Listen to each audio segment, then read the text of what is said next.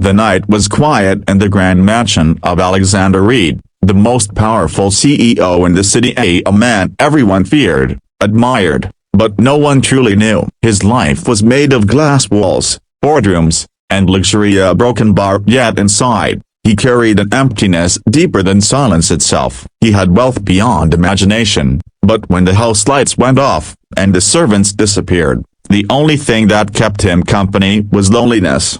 That was when fate brought a woman into his house who would change everything, not through charm, not through beauty, but through something far more powerful, a broken bar kindness. Hook at the moment that pulls you in. When Alexander came downstairs one morning, he noticed a small, hand-drawn birthday card placed neatly on his dining table, covered in glitter and childlike handwriting. It wasn't addressed to him, it wasn't from anyone he knew, but as he opened it out of curiosity, the words inside stopped his world cold. Greater than happy birthday, Mama. I know you're working today, but I'm proud of you. Someday, when we have more money, I'll buy you a big cake and sing for you. Love, Lily. It was signed by a child and the daughter of his new live-in nanny, Claire.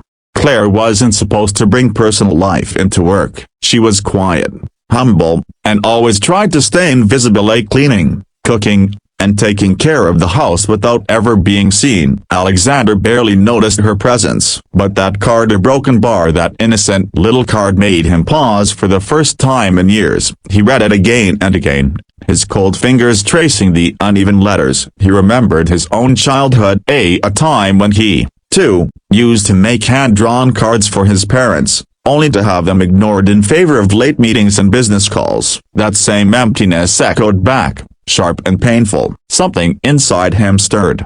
The next morning, Alexander waited for Claire in the kitchen. When she entered, holding her worn-out cleaning gloves, she froze. The CEO never spoke to staff unless something was wrong. I found a card, he said quietly, holding it up. Her face turned pale. Oh, a broken bar. I'm so sorry, sir. My daughter must have slipped it into my bag and he interrupted gently. It's your birthday. She nodded slowly, embarrassed. Yes, sir, but it's just another day. Work comes first. Alexander stared at her, a woman who lived so simply, so quietly, yet radiated strength he couldn't comprehend. She wasn't just surviving, she was doing it with grace. Where is your daughter now? He asked. She's at my neighbor's house, Claire replied softly. I couldn't afford daycare today. That night, Alexander couldn't sleep. The image of that card haunted him. For years, he had built an empire, yet here he was, realizing that happiness didn't come from money or mansions, but from love that expected nothing in return.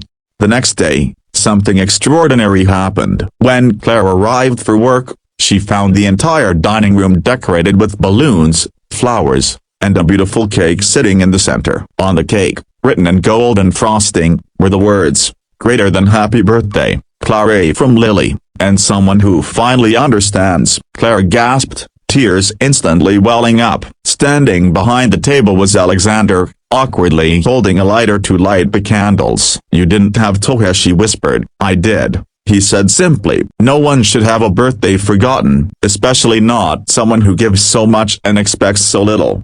For the first time in years, laughter filled the mansion. Claire's daughter, Lily, had been brought there by Alexander's driver. The little girl squealed with delight as she blew out the candles with her mother. Alexander stood nearby, smiling genuinely, a sight even his closest staff had never seen. But this wasn't just a kind gesture, it was a turning point. Alexander began spending more time at home, often joining Claire and Lily for dinner. Slowly, his cold demeanor softened. He asked questions about school, about life, about small things that had never mattered to him before, and in return, he found himself laughing, feeling, living again. Months passed. Claire continued to work, but the relationship evolved into something deeper, built on respect, care, and understanding. Alexander noticed her sacrifices, how she saved every penny for her daughter's education, how she skipped meals to make sure Lily never went hungry. One rainy evening, when the company faced a major crisis and everyone abandoned him, Claire stayed late, not as an employee, but as a friend. Sir, she said, handing him coffee. "You always fix everyone's problems. Maybe it's time someone helped fix yours." Those words struck deeper than any speech or meeting ever had. Days later, Alexander did something no one expected. He set up a scholarship fund in Lily's name, ensuring the little girl would never struggle for education again. When Claire found out, she cried openly. "Why would you do that for us?" Alexander smiled. "Because once, I was that child wishing someone would care, and now I have the chance to be that someone."